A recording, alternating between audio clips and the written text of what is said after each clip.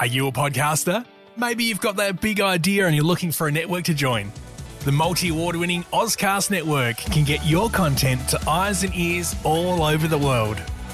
Join now for the first month free, and you could be featuring this sound at the beginning of your podcast.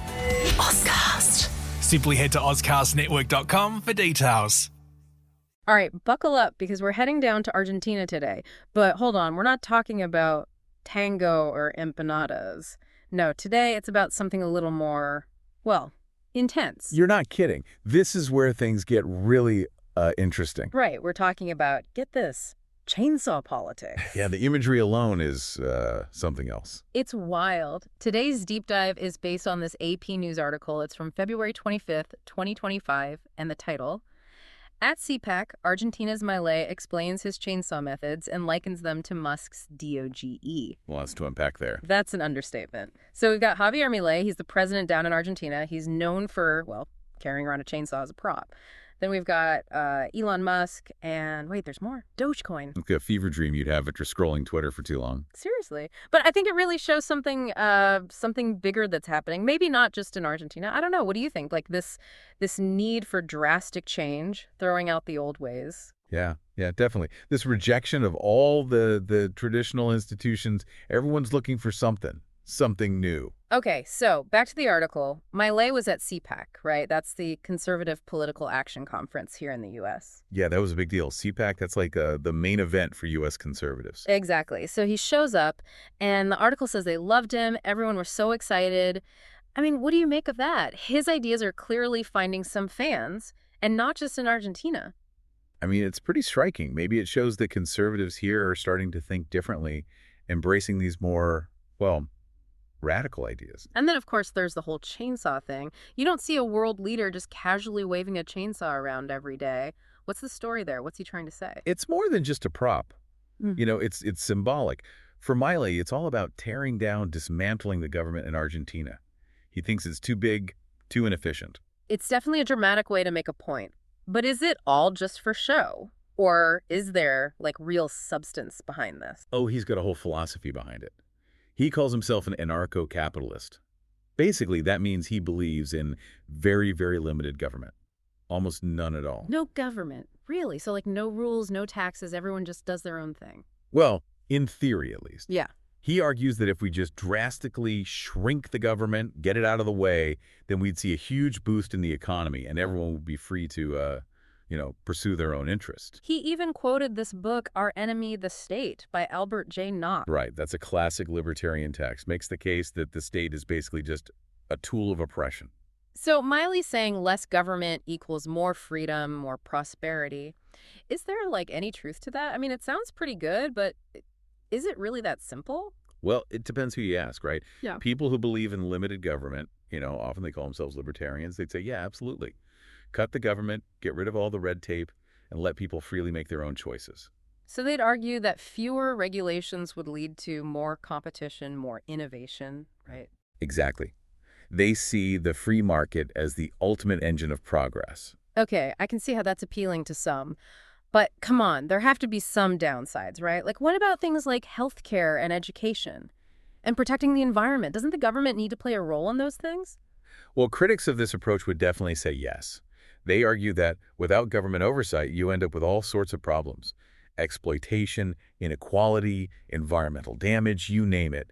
They see the government as essential for, providing a safety net for people, ensuring fairness and protecting the things we all rely on. It's this constant push and pull, isn't it, between individual freedom and the need for some kind of collective action, some rules to make sure things don't fall apart. Yeah. It's a classic dilemma. And it's something every society has to grapple with. How do you strike that balance? Right. And Miley's approach, as extreme as it seems, really forces us to think about these questions. What is the role of government in the 21st century? Like, what should it do? What shouldn't it do? Yeah. It's a conversation we can't avoid. And it's not just theoretical. He's actually trying to put some of these ideas into practice in Argentina. That's right. Since he took office, Milei has really gone all in on these austerity measures. Big cuts to government spending, laying off tons of public workers, reducing pensions, cutting subsidies. I mean, talk about shaking things up.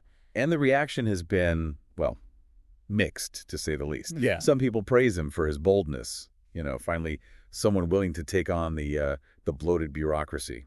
Others are, well, let's just say, not so happy. They see it as a reckless attack on the things that, help people get by, make life a little bit easier. It's definitely created a lot of tension, a lot of uncertainty about the future. And this is where things get even more interesting, because now we've got Elon Musk entering the picture. Ah, yes, the chainsaw connection. This is wild. So according to the article, Musk gave Milei a chainsaw, like an actual chainsaw. As a gift. I can't even. And it gets better. This chainsaw was engraved with Viva la Libertad, carajo. Which, for those who don't speak Spanish, means long live liberty, damn it. Seriously. I mean, what does that even mean? Is Musk, actually endorsing this whole chainsaw politics thing? Or is this some elaborate, publicity stunt? It's hard to say for sure what's going on in Musk's mind, but it definitely raises some eyebrows. You've got this tech billionaire who's also known for, his unconventional views, openly supporting a politician who's literally waving a chainsaw around as a symbol of cutting government down to size. It's definitely an interesting dynamic. Yeah, it makes you wonder about the growing influence of figures like Musk, not just in the tech world, but in the political sphere too. Right, he's not a politician, but he clearly has a lot of power, a lot of sway over people's opinions. It speaks to this blurring of lines we're seeing in the 21st century. It used to be that technology, business, politics, they were all separate spheres. Now they're all intertwined, influencing each other in ways we're only beginning to understand. Yeah, and then there's the whole Milei-Trump connection. Turns out they've met before, back in 2023. Milei was even invited to Trump's inauguration this year. Right, and they do seem to have some shared beliefs, especially when it comes to the role of government. Both of them are very much in the less is more camp. And the article even points out that Miley's methods kind of echo some of the things Trump did during his, previous time in office. Specifically, they mention his efforts to dismantle USAID. Right, that's the U.S. Agency for International Development, the one that provides aid to developing countries. Exactly. And both Milei and Trump basically see it as wasteful, ineffective, a drain on resources. So there's definitely a common thread running through all of this idea that government is the problem, not the solution, and that we need a more radical, more disruptive approach to, fix things. We've got a lot to unpack here. Chainsaw-wielding president, tech billionaire gifting him a chainsaw, former U.S. president with similar ideas. I mean, what a cast of characters. Yeah. It is, but it's also, it's a sign of the times. We're living in a world where everything is being questioned, everything is changing so fast, it's kind of overwhelming. It is, but we're here to try and make sense of it all, right? That's the goal, at least, to explore these ideas, these connections, and try to understand what they might mean for the future. Absolutely. And before we go any further, just want to make sure our listeners know we're not trying to push any particular agenda here. We're not saying Miley's right or Musk's right or Trump's right. We're just trying to present the information in a balanced way, lay out the different perspectives. Exactly. Ultimately, it's up to you, the listener, to decide what you think, where you stand on all of this. We're just here to provide some context, some food for thought. Right, to help you navigate this crazy, complex world.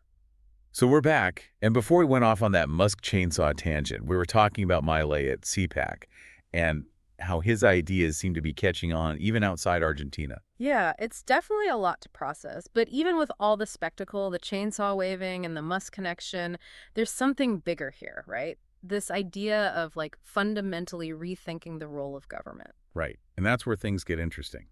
Because Miley's approach, as radical as it is, really forces us to ask those hard questions. What should the role of government be? Okay, so let's break it down a bit. When we talk about this chainsaw method, shrinking the state, what are we actually talking about? What are the potential upsides, the downsides? Well, if you talk to people who support Miley's philosophy, often they call themselves libertarians, they'd say the biggest benefit is more freedom, more prosperity. Less government means more individual liberty. And it also means, they argue, a more dynamic, efficient economy. Okay, so less government interference, more freedom for individuals to do their own thing. Are you a podcaster? Maybe you've got that big idea and you're looking for a network to join. The multi-award-winning Ozcast Network can get your content to eyes and ears all over the world. Join now for the first month free, and you could be featuring this sound at the beginning of your podcast. Ozcast. Simply head to ozcastnetwork.com for details. And a stronger economy overall. Sounds like a win-win-win. It's definitely a seductive idea. But, critics would push back on that. They'd say that view ignores the vital role that government plays in a society. Things like protecting vulnerable people, making sure the playing field is level, providing essential services like healthcare and education. Right, so it's not just about letting everyone do whatever they want. There's also this idea of like collective responsibility, making sure everyone has a fair shot, that the basic needs are met. Exactly. And the critics would say that without government oversight, you end up with all sorts of problems. Inequality runs rampant, people get exploited, the environment gets trashed. They'd argue that we need government to create some guardrails to make sure things don't spiral out of control. So it's this constant tension, isn't it? Like, how much freedom do we give up in exchange for security, stability? How do we find that balance? That's the million-dollar question. And I think part of the appeal of Milei's approach, at least for some people, is that it seems to offer a simple answer. Cut the government down to size, get it out of the way, and everything will just sort of, magically work itself out. But if only it were that simple, right? Of course, reality is never that neat and tidy. It's a gamble. And speaking of gambles, can we talk about the elephant or maybe the Dogecoin in the room? Oh, yeah, we can't ignore that. Chainsaws and crypto, what's the connection there? It seems like a bit of a non sequitur. It does, doesn't it? But remember, Dogecoin, even though it started as a joke, it's become this symbol of decentralized finance, this idea of taking power away from traditional financial institutions. Okay, so it's not really about the specific cryptocurrency itself. It's more about this shared philosophy, this idea of disrupting the established order. Yeah, you could say that. Both Milei and Musk, even though they're in totally different fields, they represent this challenge to the status quo.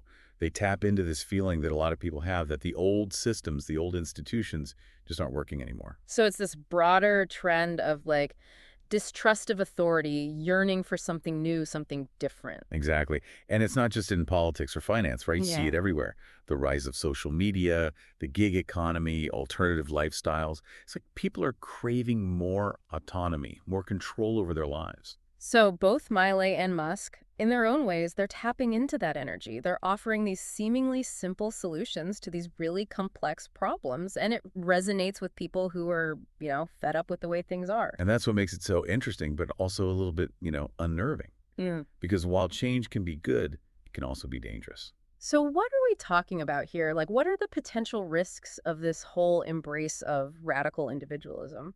Well, for one thing, there's the risk of unintended consequences. When you start dismantling systems, you never know what kind of ripple effects it might create. And there's also the danger of, throwing the baby out with the bathwater. We have these social safety nets, these institutions that have been built up over generations. They might be flawed, but they serve a purpose. Right. It's about finding that sweet spot. Right. Embracing change, but not just tearing everything down without thinking about the consequences. It's a delicate balance. Right. And it's a conversation that needs to happen not just in Argentina, but everywhere. Because these ideas, these alliances, they're shaping the world we're going to live in. It's definitely a lot to wrap our heads around. It is. It is. And we're just scratching the surface here. Every time you think you've got a handle on it, another layer of complexity emerges. I'm feeling that. We've covered a lot of ground, though. Chainsaw politics, Dogecoin, the future of government. It's a lot to take in. We've barely scratched the surface, but it's been a fascinating exploration so far. Okay, so we're going to take a quick break to let all of this settle in. But we'll be right back to wrap up this deep dive with some final thoughts and key takeaways. Stay with us. And we're back. You ready to finish unpacking this whole chainsaw, Dogecoin government thing? Definitely. We've covered a lot of ground, but it feels like we're just getting started. Right. And before we wrap up, I wanted to loop back to something from earlier. Remember Giorgia Meloni, the Italian prime minister? Her message at CPAC was really interesting. Oh, yeah. Her whole thing about Europe needing to step up on the world stage, especially with the whole Ukraine situation. Yeah, it was like a completely different take compared to Milei and even Musk and Trump, right? She's all about a strong government role, at least internationally. It definitely adds another layer to all of this because she's considered a conservative, but she's pushing back against that whole government is the problem idea. Exactly. It's even within conservative circles, there's this whole spectrum of thought, right? It's not as simple as everyone wanting to just shrink the government down to nothing. Right. Meloni's showing us that there are these global challenges that need strong governments, strategic alliances, and that sometimes intervention is necessary. And it makes you think, right, even if some people want smaller government at home, there's this recognition that on the world stage, things get a little more complicated. Totally. You can't just ignore what's happening elsewhere. Whether it's threats, climate change, economic meltdowns, we need to work together to address those things. So we've got this tension, right? Less government in our personal lives, maybe, but at the same time, this need for strong governments to tackle global issues. It's a tough balance to strike. Definitely a lot to think about. So as we wrap this up, what do you think is the takeaway for our listeners? I'd say for starters, we're in the middle of a massive shift. And it's not just about Argentina or chainsaws, it's global. And it's touching every part of our lives. It's a little overwhelming, honestly. I get it, but we can't just bury our heads in the sand, right? We need to understand these changes, how they're connected, and figure out what it all means for us. So what do we do? How do we even begin to process all of this? I think the most important thing is to stay engaged. Don't just passively absorb information. Question it, debate it, talk about it with people. Right. Don't just let it wash over you. Wrestle with these ideas. And then take it a step further. Think about the kind of world you want to live in, the kind of future you want to build. And then get involved. Use your voice. Make a difference. I love that. So to our listeners out there, we're leaving you with a challenge. How do you see the role of government evolving in this crazy century? What kind of future do you want? Think about it, talk about it, and most importantly, take action. Until next time, keep on diving deep. Are you a podcaster? Maybe you've got that big idea and you're looking for a network to join. The multi-award-winning Ozcast Network can get your content to eyes and ears all over the world. Join now for the first month free, and you could be featuring this sound at the beginning of your podcast. Ozcast. Simply head to ozcastnetwork.com for details.